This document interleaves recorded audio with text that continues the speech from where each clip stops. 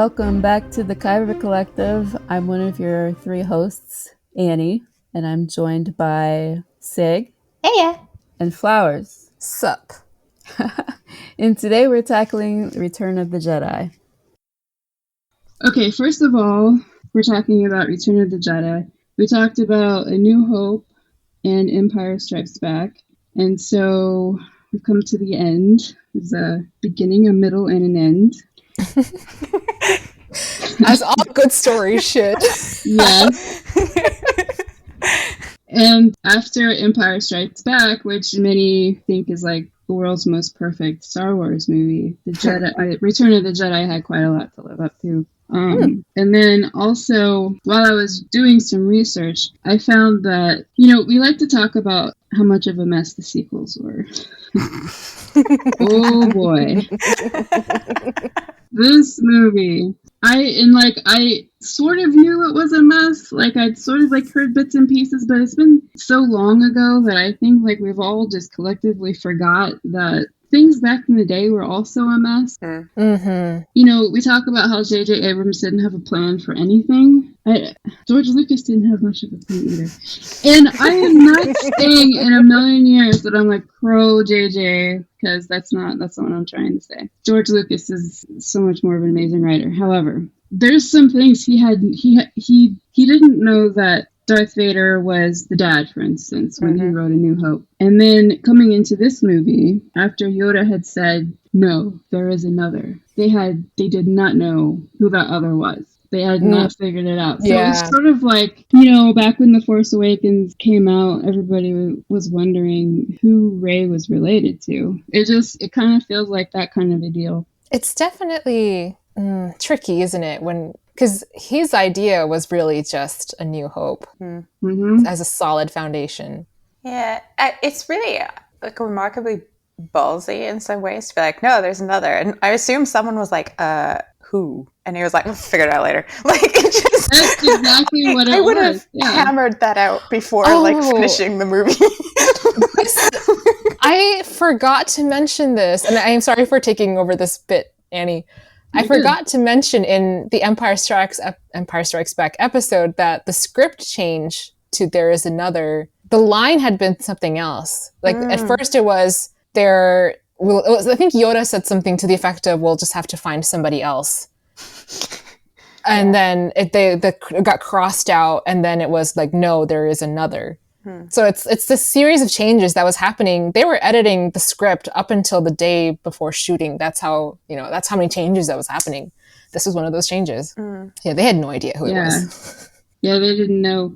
And I guess Lucas, he wanted to keep on making Star Wars movies. He wanted to make the sequels himself. He wanted to keep making them every 3 years. There was a part of him that was if Luke Skywalker doesn't, if things don't work out with him, then we'll just, create some other Force sensitive. And I don't know if Leia ended up being, I guess it makes sense that it's Leia, right? Because she's the twin sister. But I don't know that it really fits in perfectly. Yeah. You know what I mean? Yeah. It's interesting because when I was reading about the creation of A New Hope at the very beginning, they did seem to toy around with the idea of twins quite a lot. Mostly because twins are quite common in mythology and that kind of stuff.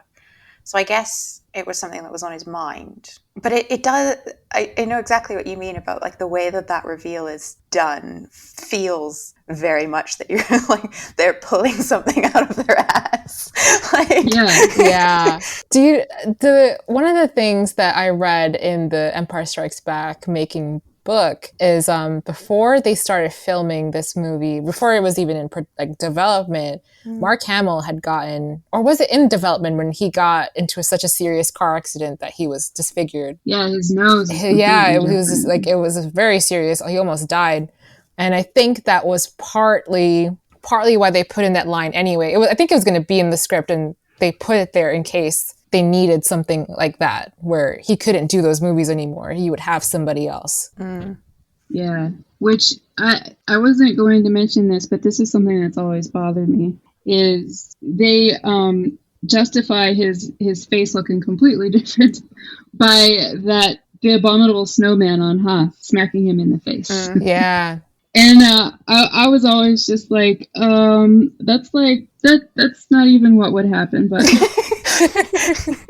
I mean, okay, I guess you sort of explained, but like, It's one of those suspensions of disbelief. Exactly. I think George also said, well, you know, there's a gap of years between the two, you know, timelines of the movie, so, you know, it's reasonable. But, you know, that's the hand you're dealt. What are you going to do? Exactly, it's the hand you're dealt. What can you do? Yeah. It's unfortunate what happened to him. I mean, he's still a dreamboat, you know. He is. Definitely. So the production behind the scenes was also just a mess within, you know, the creators. George, it seemed like he clashed with a lot of people. He had left the Directors Guild, and I didn't know about this, because he wanted the Star Wars pictures to start with that opening crawl. I can't picture those movies without that, you know what I mean? But the Directors Guild says that you have to start your movies off with the titles, like directed by George Lucas, produced by so-and-so. And he left over that. He was like, no, I want to open with the opening crawl. That honestly sounds very much in brand of what George Lucas thinks of Hollywood and rules. Yeah. Mm-hmm. So he wanted Spielberg to direct Return of the Jedi, because they're like best friends. But since Spielberg is in the Directors Guild, he couldn't do it. So he had Richard Marquand to direct it, and that just sounded like a nightmare. I guess Carrie and Mark complained about him and said that the director treated them like shit. Oh. But treated Harrison, just fawned all over Harrison, because he had just come back from creating Raiders of the Lost Ark, and he was Mr. Big Movie Star now. Well, that's a little upsetting to hear that, you know, what's happening behind the scenes. A lot of hubris to be shitty to Carrie Fisher. I know. How do you even do that? Yeah. And that's something that, I mean, did you ever hear of anyone being shitty to the actors on the sequels? I don't think I ever heard anything. I know John Boyega had some struggles, but I don't know the specifics anymore. I also don't know whether it was an on-set issue or an exec issue or both. Yeah, I think that was like Disney. He seems to stick up for JJ. So Lucas was accused of shadow directing. He was supposed to like kind of stay out of the directing, but he just couldn't do it. Like, he was always like showing up. People like got really mad at him over it. Like, people would just like walk off the set. A couple of people left. Oh, wow. A couple of people left over creative differences. One dude left over the Ewoks, hated the Ewoks so much he was just like, peace. Oh my god. I know. And I know that the Ewoks are definitely divisive. It's definitely one of those things. Lawrence Kasdan, the guy that he writes with, he hated the Ewoks. He hated the idea of a second Death Star. He wanted the whole tone to be much darker. He didn't want Vader to be redeemed. He thought that it made Vader seem wimpy. I'm glad that George Lucas he has an idea of what he really wants out of the story, and he does take people's ideas into consideration, but also he really stands by what he wants. Yeah. I don't believe that he's easily swayed, but on the other hand, he does take like Carrie and Mark and Harrison, like their ideas about the character. He does take that kind of stuff into consideration. Yeah. For this movie, Carrie said that she wanted to be nicer in Return of the Jedi because she felt like Leia, and this is what she said, came off as some space bitch. Oh, Carrie. And she really does come off a lot nicer in this movie. She does. Mark, he wanted Luke to sort of like go to the dark side for a little while, but for Leia to bring him back, like the idea of Leia to bring him back to the light. And I feel like that was actually kind of used. Like, there was definitely a moment there when Luke was very conflicted, and when Luke heard Vader mention Leia, like he just went off. You could tell that to Mark. Yeah. Leia is very important to him. It almost got turned on its head because I think, isn't it the mention of Leia that finally has him lose his cool and really go after Vader? And it winds up being the moment that he cuts off Vader's mechanical hand and looks at that is what brings him back. Yeah. I'm actually very relieved that they didn't go in the direction of Leia is what brings Luke back to, because it has to be something that you do on your own rather than somebody encouraging you to do something. And I think Luke making the decision and having that realization when he cuts off Vader's arm or Vader's hand was really a good direction that was made. Yeah, I also like I like turning it on its head. I like that it's Leia that drives him towards the dark side, because again, it's one of those things that I think his desire to protect her is really noble. And it's another one of those kind of things that happen in these films where it's like you can be meaning to do a very good thing and wind up doing a very not good thing in the process. Yeah, like your intentions can be good, but the outcome could be disastrous, not to just you, but because you're a Jedi and you have such incredible power, it can be harmful to everybody. Well, and it undermines the expected kind of narrative, because you expect that his moment of thinking of Leia and wanting to protect her is how this ends. And it looks like that is how it's going to end, that he will finally defeat Vader because the thought of protecting Leia has given him the strength. And I think that's a very expected ending. And then all of a sudden you have this moment where the two of them are seen in parallel as he literally does what Vader did to him and then realizes that actually they have way too much in common and chooses to find the things that they have in common that are good. Yeah. Oh, it's just beautifully done. It's true. It is definitely beautifully done. So yeah, Lucas definitely took people's ideas into consideration, and then like Harrison Ford wanted Han to be killed. Like he wanted to die in a sacrifice way. And this is what I love about George Lucas, okay? He's like, no. Because the fans would be disappointed if Han and Leia didn't end up together. He gives a shit about the fans. Like, he has that in his head. I don't think he does, like, he has fan service exactly in his head, but he also knows that he's set up a certain thing in his movies, and he knows that he needs to deliver. I give him props for actually following through with that instead of saying, haha, gotcha. Now that he's gonna die. Yeah, having a lack of gotcha is very much appreciated.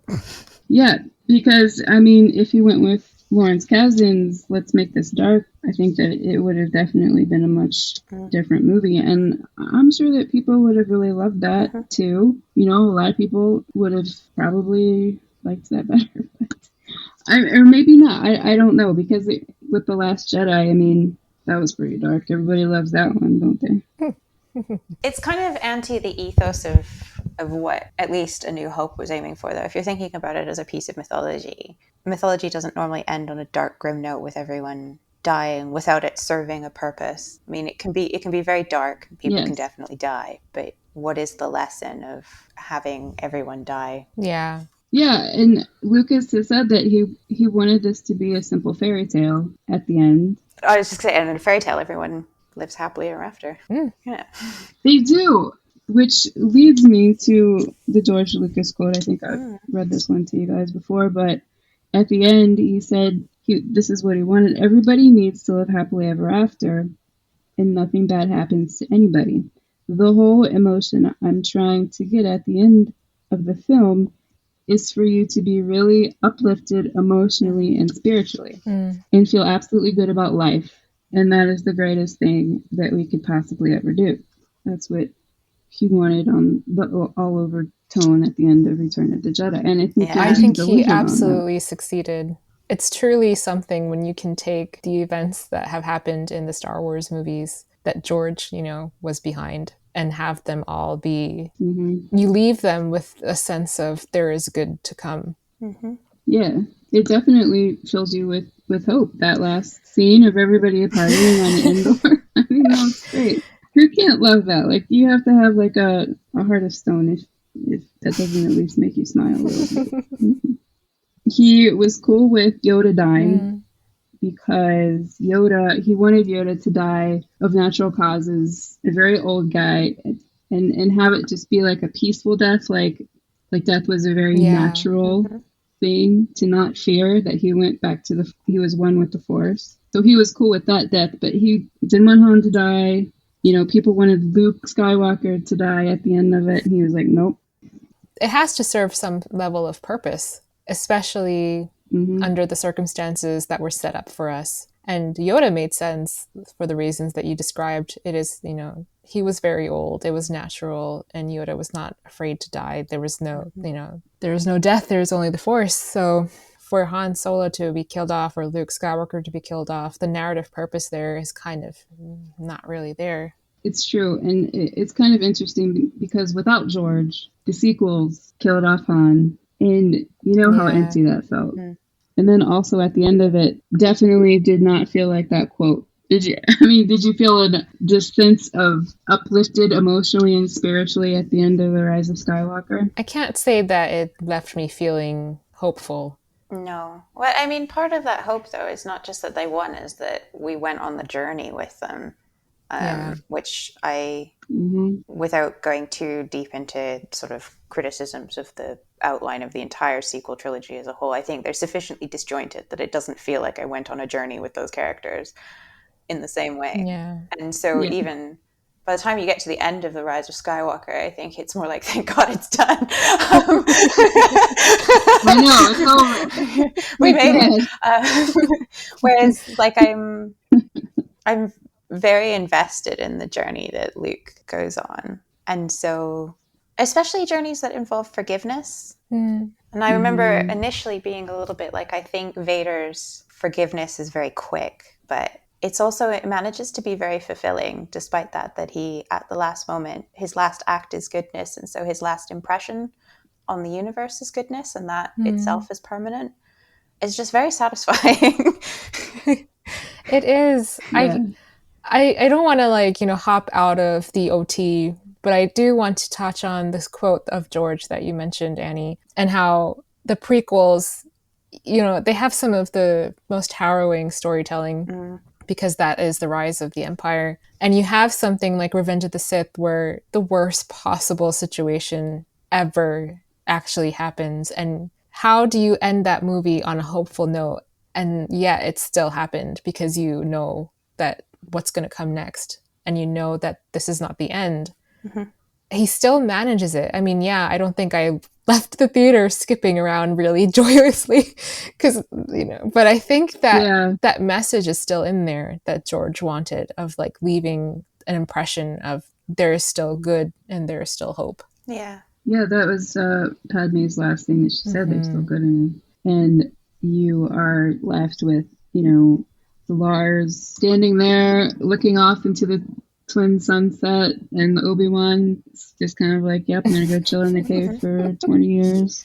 And there is a sense of hope. He did it. Like, it was definitely full of sorrow, but like there was also definitely hope. It was actually pretty genius. And I think that's why the Vader redemption moment is so fulfilling, is almost even, you know, watching it before you've seen the prequels, even still the idea that you can go that far into the dark and still come back, and that there is still the possibility of change is kind of hope in and of itself. And that you, no matter what you've done, you can always still choose goodness, I think is one of those very big lessons that is what makes that ending work for me. Yeah, I'm glad that he listened to himself and didn't do the whole, like, let's not redeem Vader that Lawrence Kasdan wanted to do.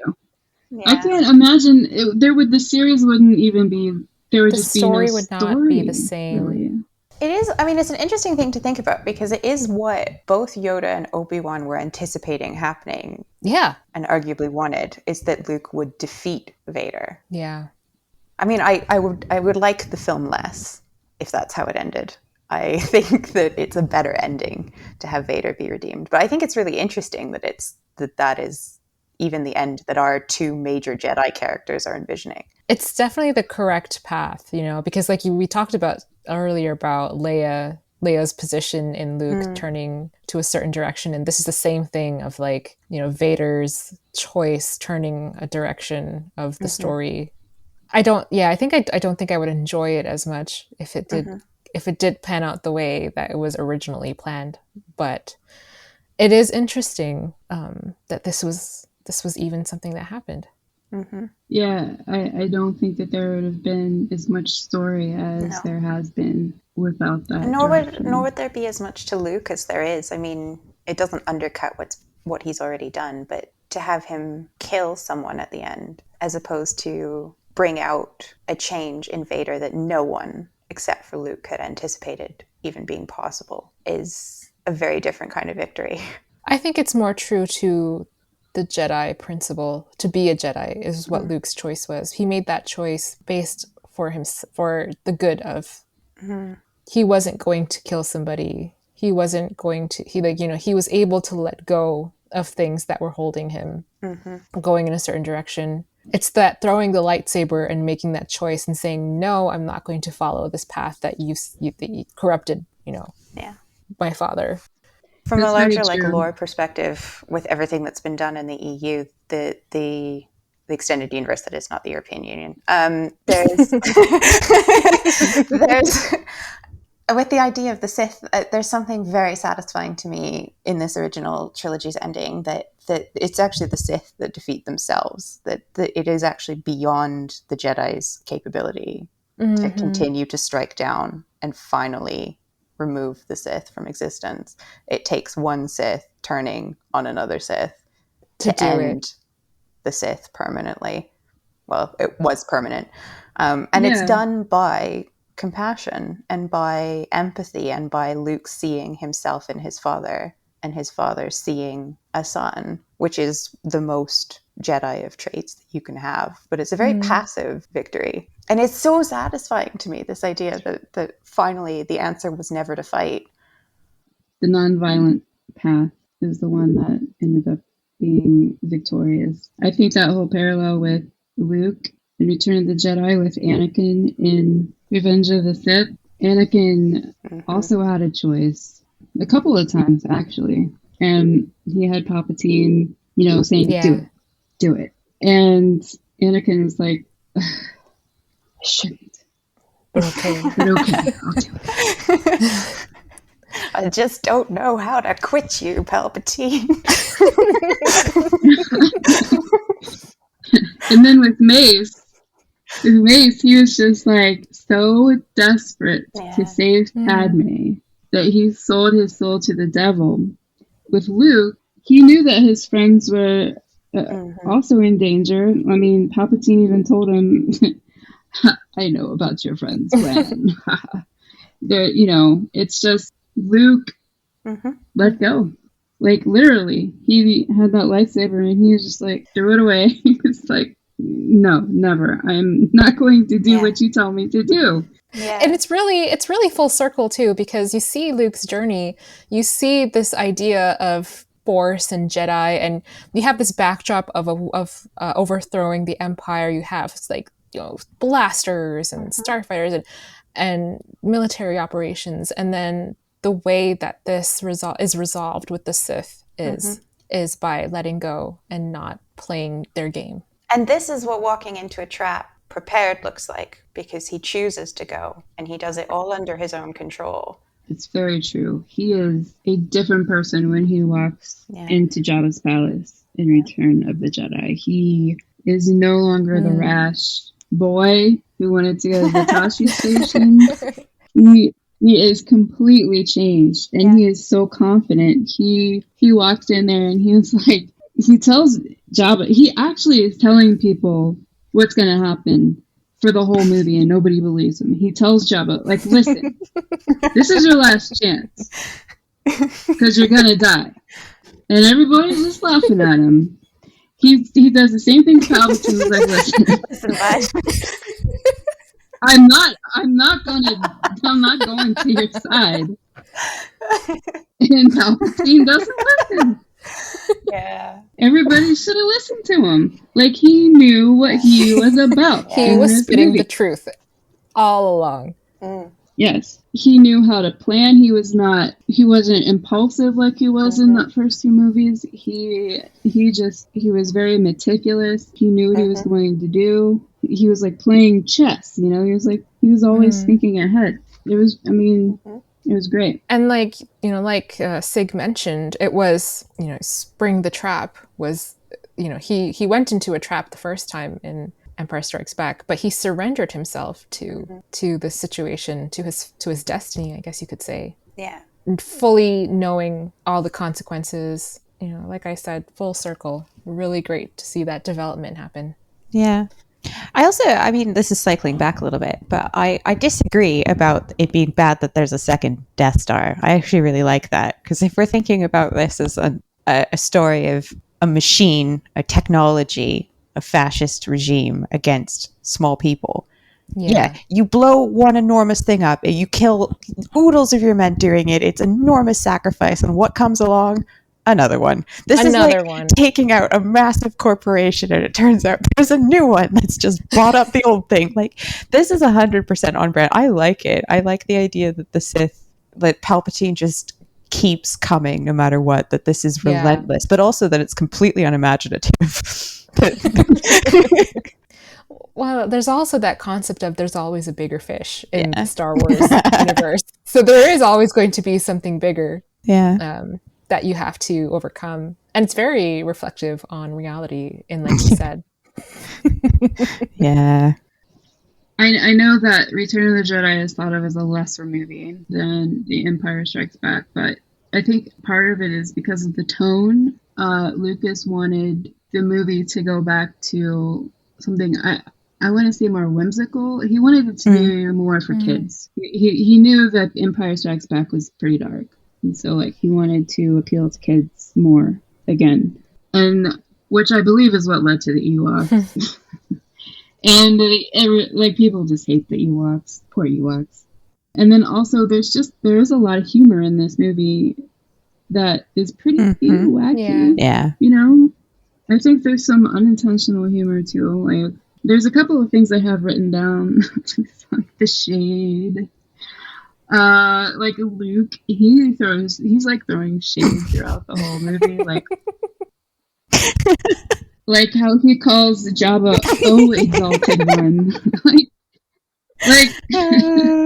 you can tell in his voice that is not a sincere, like, "Oh wise one," like, that's just, I love it. And then this is what kind of sad one, but when he sees Obi-Wan appear to him after Yoda died, he calls him Obi-Wan. He never calls him Obi-Wan. He calls him Ben. He's like, "Obi-Wan, why didn't you tell me that Vader was my dad?" A really valid question. The look on Luke's face when Obi-Wan says, "From another point of view," he's like, "Bitch, what?" Yeah, it's like I just had to deal with this guy who just died rather than actually have a conversation with me. He became one with the Force. Now you're like telling me from a certain point of view. Yeah, he had a rough time. He did, and I think that one of the really cool things about Luke, and Luke is just such a strong guy throughout this whole movie, but one of the things about Luke that I really respect is he didn't lie to Leia. He told Leia that she was his sister. He didn't do it immediately because I think he was still reeling from the fact that he kissed his sister. I think he was still processing some things. Yeah, but he didn't lie to her. He told her. I think he was just like, you know what? I'm really tired of people not telling me things, so I'm not going to do that to you. I've mentioned, the Ewoks, and you'll love this, Sig. The Ewoks were actually supposed to be looking at first. Oh, God. Oh, no. How do you guys feel about the more whimsical aspects of Return of the Jedi? Are you cool with the Ewoks, or, the wacky humor? I don't mind. Han touching the shoulder. I actually don't mind those moments. I think what Return of the Jedi might struggle with is how long those moments stretch on, or how many times they happen. I don't mind having some, whimsy, or having some, levity in something very serious.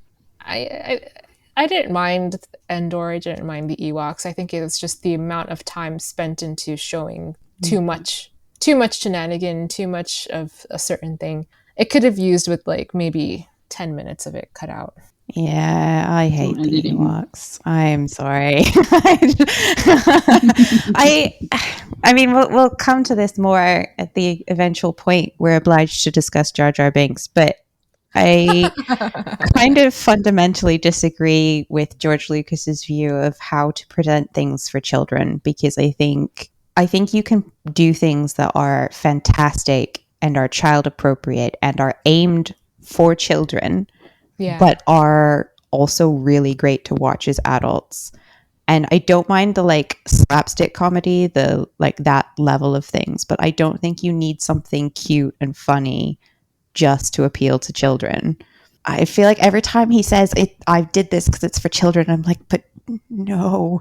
The question is, did it work though? Did the Ewoks appeal to children? I don't know if they did. Yeah, well, I mean, on the flip side, apparently Jar Jar Binks did appeal to a lot of children. So I might be talking completely out of my butt at the moment, but I just, I think what bothers me about them is they're meant to be cute and funny as opposed to being what feels like a natural creature in that world. The only time I like the Ewoks is that bit about storytelling when C-3PO is telling the tale of everything that they've been through. And that's the only moment when I get a sense that the Ewoks are people with a culture and with an understanding and with a life that extends beyond this movie. And the rest of the time I feel like they're put in there to be funny and cute, which means that they actually take me out of the film because I don't feel real. Yeah. I think what it lacked then, based on that, is balance. If there could have been a balance struck between, you know, introducing this as a culture and a people who have some significance in the storytelling that's upcoming, plus, you know, they can be a short bit of relief to the very serious plot. I think it could have worked better.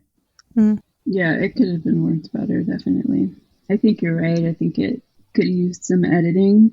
I remember when I saw it as a kid, I remember really loving the Ewoks. I remember thinking that like if I ever went to a forest like that I would maybe see an Ewok.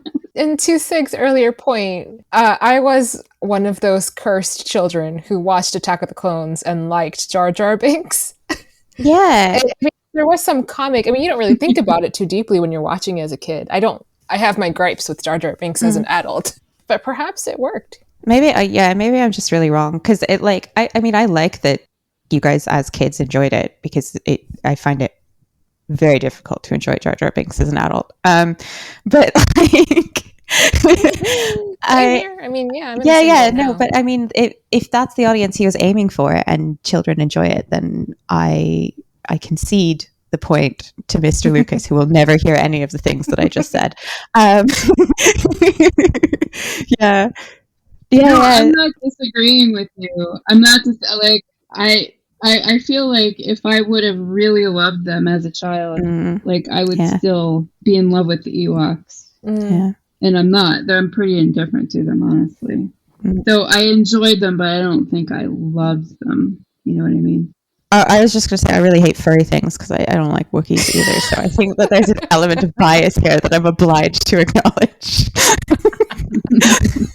Yeah, the Jawas are not looking good on that front either because apparently they're very furry. Oh, I know. Yeah. You can send your hate mail to me. Please don't address it to the other two. They've done nothing wrong. I mean, we all have our thoughts on things. Yeah, according to Kelly. The other thing that has sort of like been a topic lately is Max Rebo, and he comes from Return of the Jedi. Ever since the book of Boba Fett, there's Rebo Renaissance. Max Rebo obsession. At least he's not furry. Yeah. He's not, but I also don't care about how he plays the piano thing with his feet. That's absolutely ridiculous. There was a lot of Rebo facts happening during the book of Boba Fett. Another thing, when I was a kid and I watched these movies, my mouth always freaked me out because in the first one and in this one, she just gets this look in her eyes when she's talking about how people died to get this information.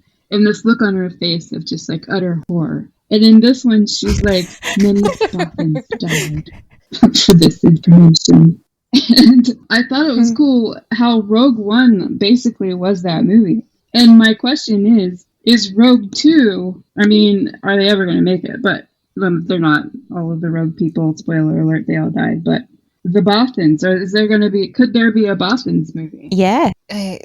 Do we need one? That's the better question. Could there be? Yes. Do we need it? Probably not. It depends, though, because it's like, it's one of those kernels. What's that thing that Obi-Wan says when he's like, that business on Cato Nemoria doesn't count? Like, it's one of those throwaway lines where it's like, I would watch whatever the heck went down there. Like, yeah, I want to know. And it's like, you could write a version of these Bothans dying that's like fantastic and fun and compelling and delightful, and I would love it. Or you could write a really boring film, and I probably would not love it. So it depends basically what the story is of these guys doing this thing, but it's one of those throwaway lines where I could really easily see you fleshing it out with something really cool. You know, now that you say that, I really want in the new Obi-Wan show for him to tell the story of what happened between him and Anakin. I hope that's the flashback we get. Like, our one prequels era flashback is just the two of them completely buggering something up. It reminds me of that. It reminds me, like, not to jump fandom properties, but in Avengers when they have that Budapest joke. Yeah. What happened in Budapest? I don't know. We're never gonna know. Yeah. Well, it does come a point where it's like it's so built up that now nothing can be what I'm now anticipating happened in Budapest. Yeah. I agree with that. I sort of like at the end I want to talk about how this movie, out of like all three of them though, this is the movie that I have the most emotional reaction to. I still tear up at the end of this movie, and it's when Luke is practically carrying his father, trying to carry him off of the Death Star. And right after, like, he saved him. It's actually insane how you see the emotion of Darth Vader through his mask, the conflict in him when the Emperor is shooting him with the electricity. Somehow through the mask you see emotion. He's conflicted. It's crazy, like, how that happens. And it's not even Hayden Christensen either. It's just like some dude. I'm sorry, it's not some dude. He's wonderful. I know that I just had some fighting words. The guy that played Vader is amazing. Anyways, Sebastian Shaw. Although I'm not sure if he's the one under the suit in that scene. Anyways, I'm getting way off track. Such an emotional scene. He's carrying his dad off the Death Star. They finally realize, I'm not going to get off of this thing alive. He takes off the hat. Not the hat, the mask. see what you said in the I know. I'm thinking about the hat. But like Luke just found out that his dad just saved him. He just had this connection with his father, and now he's lost him. And like right after he lost Yoda. Yeah, it's like the fourth father figure in like 4 years. Yeah. It's like Uncle Owen, Ben Kenobi, Yoda, and then his actual dad. Yeah. And then he's like, if you're older than me and male, we don't speak because I'm really worried for your health. Yeah. And the way he calls him father, it's like, that he really wants to have a relationship with this guy. Yeah. It's a very powerful scene. It is. It's still, every time I see it, I've seen this movie so many times. Yeah, when I start to get emotional, I mean, the whole time I'm emotional, but I really just like get overwhelmed seeing the Force Ghost line up at the end. Seeing, just the conclusion. It always gets me. And of course, for me personally, seeing Anakin there hits me right in the chest. Hayden Anakin, yeah. Anakin, I'll be specific. Yeah, Hayden Anakin is really... Because you're going to get some comments that are like, and Sebastian Shaw wasn't Anakin. I appreciate all Anakins. But again, we know that I'm a prequels girl, so... Yes, it's very true. I am somebody that definitely, I don't mind the changes. I love it at the end when they go to all of the different planets and they show the celebration. I like that they put Hayden in there because I think that it just really pulls everything It's together. a complete Yeah. story. Yeah. Yeah. I suppose that's it. That's definitely another question. Like, do you think that George ever went too far with his updating? I think some parts could have been left as is, or at least waited till the technology had caught up. I don't think at the time he knew it could get better. I think he thought this was the greatest thing ever. Yeah. I think there are enough good things in the updates that I can appreciate them, and I don't necessarily have a problem with it. Yeah, I don't know if I really have an opinion because I don't have memories of the pre-updated version. I think I may have seen it, but I would struggle to tell you, even aside from the very obvious CGI ones, which things have been added. Yeah. So, but I definitely don't mind the Anakin change. I don't think that I mind the Jabba scene in A New Hope very much, and I never had an investment in who shot first. So Yeah. That's the one that people, I think, got the most bent out of shape about, is Han shooting first. Yeah, I just don't care. I mean, is it that big of a deal? I mean, I'm sure that a lot of people would be like, yes, it's a big deal. But, it's his movie. Yeah, I think if there's something I want to get granular about, I don't think I really care about that subset of stuff. Yeah. I find it because it wasn't some of the rationale that George gave is that he wanted Han to seem less ruthless for shooting someone who, like, in cold blood, basically. So he changed that, which I find it interesting that he wanted Han to seem less ruthless because you're in a bar where like multiple people's arms have been chopped off already and everyone is terrible. Like by comparison, he's not that bad and you go to like him. So I'm not maybe I do have an opinion on this now. Maybe I think it was unnecessary. I've convinced myself over the course of this conversation it wasn't needed. Yeah.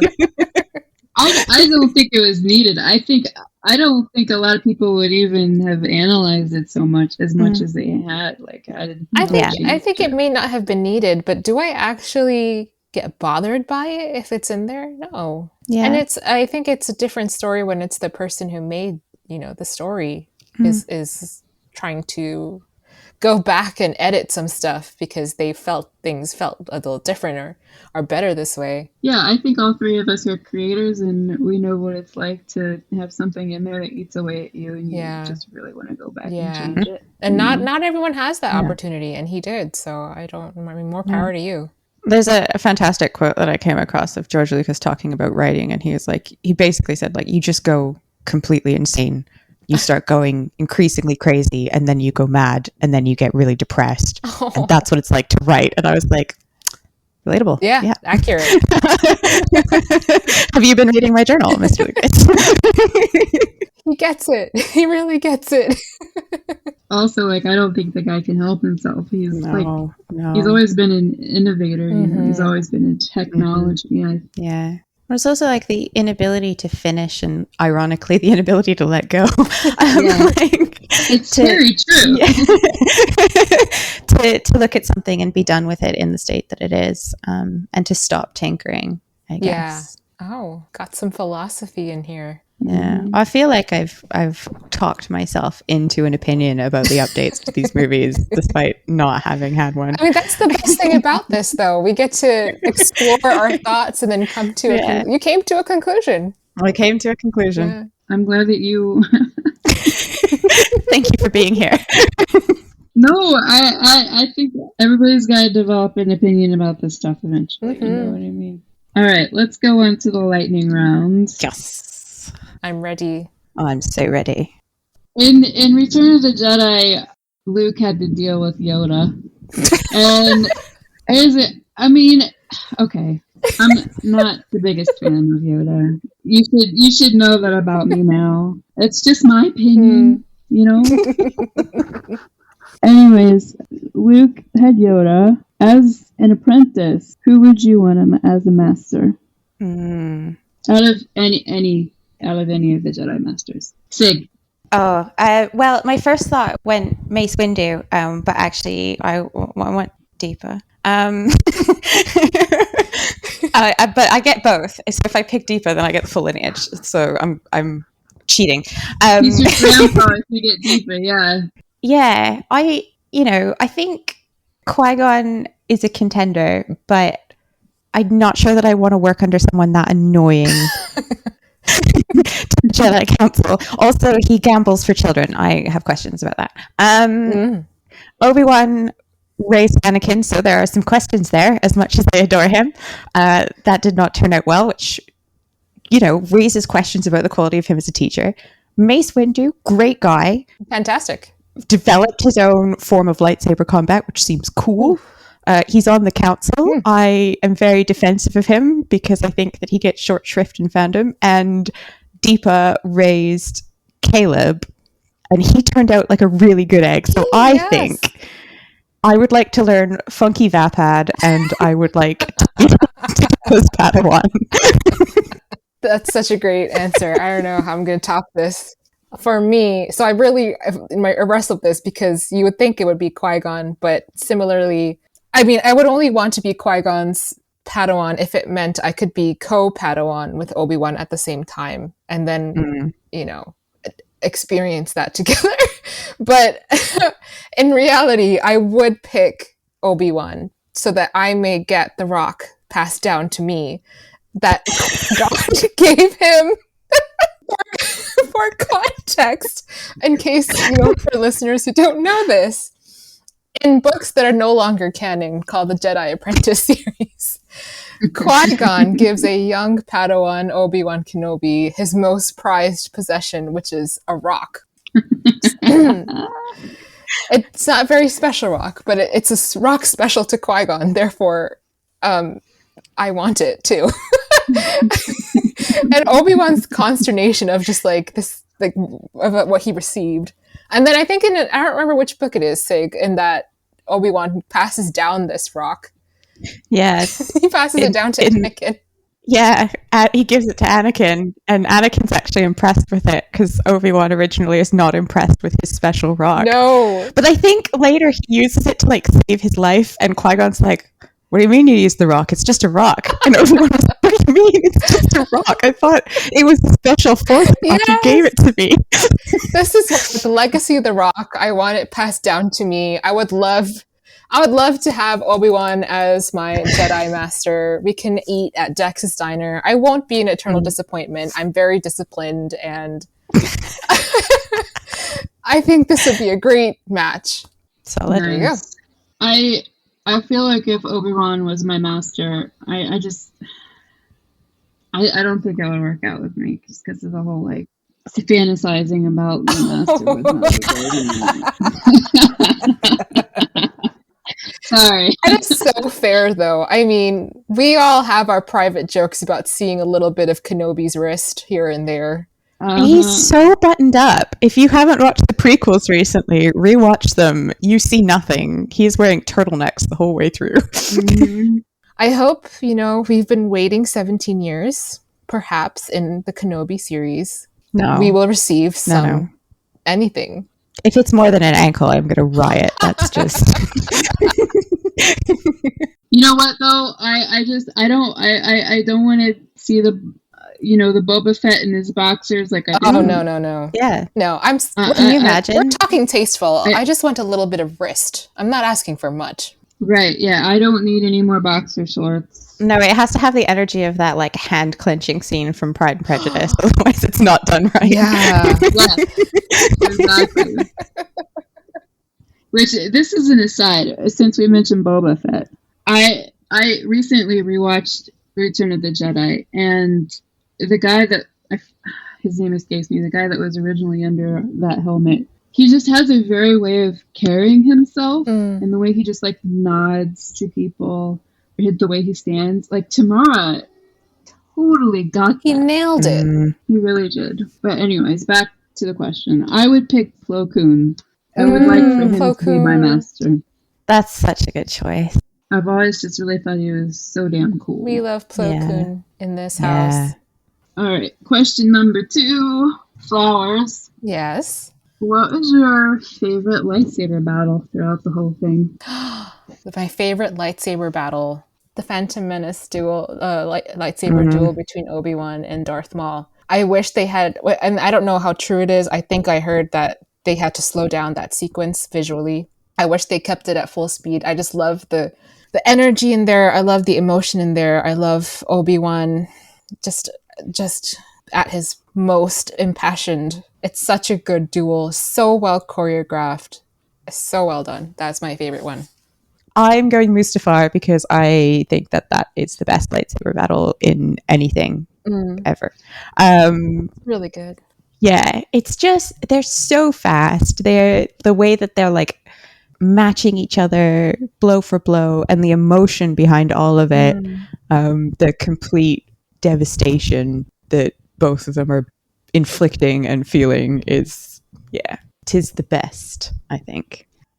All right, I'm going to say something extremely controversial. Ooh. My favorite is from The Rise of Skywalker. It's between Kylo Ren and Rey. At the end, when she stabs him, I love it. I love the bit where she stabbed him. That is a respectable choice. Like, I just wanted to stand up and clap. Oh my god. I loved it. And like, they have that like overhead shot when she drops it and just goes bam, like right at, like, I was just like, after, The Last Jedi, Rey didn't exactly, I wouldn't say that she had the greatest lightsaber skills. Like, she just looked kind of awkward with it in The Force Awakens and in The Last Jedi. I think we've all analyzed that throne room scene. But with The Rise of Skywalker, I feel like somebody worked with her, because she's doing some cool moves with that lightsaber. I mean, and they're force flying over the giant waves. And like, she's just trying to get away from this dude. She's just like, can you leave me alone? And he keeps like talking after her, and finally she just stabs him. And I was like, yes. Yeah, there is something like, because I prefer the more like balletic end of fighting in general. So like the prequel era stuff tends to be very choreographed and very of that end. But there's something about the way Kylo Ren, especially in its most obvious in that duel, like the level of kind of brutality and brute force that he's able to use is like in itself a form of incredible like emotion, and that too like kind of adds to the whole thing. It's incredibly intense. Just for very different reasons. Yeah, just the way that they are like landing some blows. Yeah, it's like a dog fight. Like, yeah. I don't know. There's just something about it that I really love. I was never bored, like for 1 second throughout that. And then even when he's Ben Solo and he's going up against the Knights of Ren, it's a pretty great lightsaber battle too. He just like cuts through him, and it's believable, and I believe it. It's not something that he makes it believable. But anyways, that's probably one of the nice things I have to say about The Rise of Skywalker. It's not a bad pick. It's not a bad pick at all. All right, I have one more question for y'all. I am ready. Least boring chase scene. Least boring chase because scene. I know that we are into this for many different reasons, but I think we all are in agreement that like the pod racing scene is like epically boring. Yeah. We're not in Star Wars for the chase scenes, but because that's when my eyes start to glaze over. Like, the ADHD is real there. What's the least boring one? The one that actually holds your attention? I'm going to go with Attack of the Clones, the bit where they chase the assassin through Coruscant. And that is mine, Master, I couldn't find a speeder that I really liked, and she went completely the other way. And everything about it. It's not boring. It's like delightful. It works. It's a hot mess, and they're ridiculous, and everything about it is stupid, but it works. I have the same exact pick. It didn't even take me a second to think of it. I was like, it's Attack of the Clones. It's the one where they're, chasing down the assassin. You get such a great lens into Obi-Wan and Anakin's dynamic. And I just love Obi-Wan just having heart palpitations of like, my God, Anakin, slow down. You're going to kill us. We're trying to find this guy. Sorry, Master. I don't mind flying, but what you're doing is suicide. He is so pressed about it. I know. He's like, he has his arm crossed and he's like, he went complete the other way. He waves his hand. Yeah, everything about it. It's just, it's charming. It's genuinely really charming. Yeah, I didn't feel like it was drawn out too long. I felt like I got a good glimpse into the relationship. It was hilarious and charming. I love seeing Obi-Wan get so stressed out like that because of Anakin's flying. And then him being like, I'm going to go get a drink. You figure this out. Well, and then he chops someone else's limbs off in a cantina. Like, the man cannot help himself. He should not be allowed to go into bars. That's true. He gets a little chop happy. Yeah. Don't take him to a bar. It's no wonder that whenever Anakin and Obi-Wan go somewhere in like with Ahsoka, it's always at a diner. It's like least casualty levels. All right, so that's definitely also my favorite chase scene. So I'm gonna mention an honorable mention because it was actually on TV today, which made me think of it. Is when Rey and Finn in The Force Awakens, when they're trying to get off of the planet of Jakku and trying to keep BB-8 away from. I think that is an excellent one because they just have such great chemistry together, Finn and Rey, and they had just met. And they're both just like trying to get away. And she's doing all of these crazy maneuvers because his cannon has been shot. And so she's got to like flip the Falcon over so that he can like shoot at it. I mean, it's just a really cool scene. I know a lot of people are like, oh my God, Rey can't be that good of a pilot. and I'm just like, why not? Like, I don't know. I Anakin feel like and Luke were. If you can suspend your disbelief for the other trilogies on their, piloting abilities, you can do it for Rey. And they're both Force sensitive, so you had two Force sensitives up there in the Falcon, like against those TIE fighters. So I mean, I believe it. Yeah. You've also just reminded me of, I don't know if it counts because it's not a very long chase, but that whole sequence in the TIE fighter of Poe and Finn, if that counts as a chase sequence. Is by far and away my favorite bit of The Force Awakens. That's a great one. That's a really good one. Is there anything else that you guys would like to add about Return of the Jedi? I know we were like talking about the whole saga as a whole, but I really loved when the Jedi returned. I'm sorry, I couldn't. Oh my God. It was wide open. I had to do it. No, I the thing is that like you're right. I love it when the Jedi returned, but did they really return during that movie? I mean, it was one guy. Yeah. Alas. The Force Ghost started showing up way more, so there's also that. Yeah, it implies the return of the Jedi, this like ancient order of like thousands of peacekeepers throughout the universe, but it was just one dude that like called himself the Jedi Knight. Anyways, this just opened up a whole new sandbox for me. Also, did you know that the Return of the Jedi, the name was previously the Revenge of the Jedi? Oh, interesting. Oh. But Lucas was like, I don't think Revenge is very Jedi-esque, so he changed it to Return. It's sort of very, That's probably why it just sort of like is a little bit awkward there. They don't get revenge; they just come back. Yeah. Speaking of awkward, this is one thing, last thing that I want to mention because it reminded me.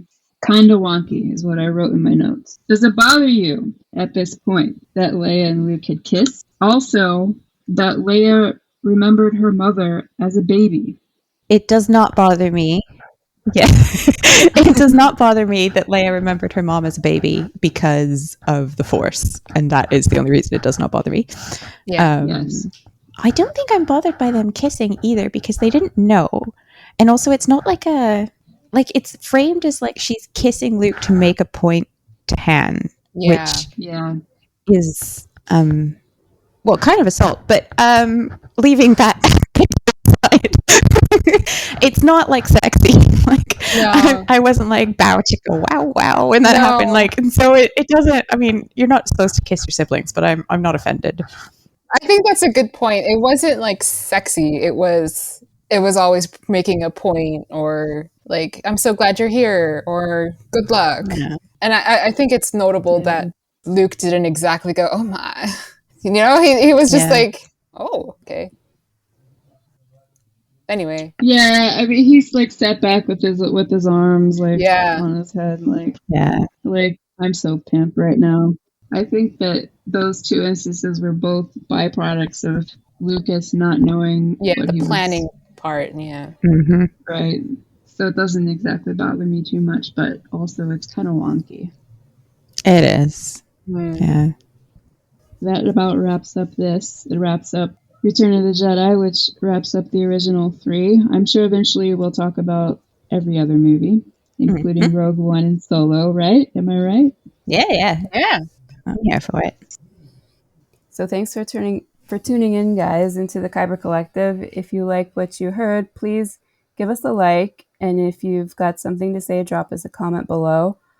Both of these help make us easier to find for other fans and are the best way you can support our work. If you'd like to keep up to date with our episodes, you can subscribe, and you can always talk to us on Twitter at Kyber Collective. We'll be back with another episode in 2 weeks, and until then, remember, the crystal is the heart of the blade, the heart is the crystal of the Jedi is the crystal of the Force is the blade of the heart. All are intertwined, the crystal, the blade, the Jedi, you are one.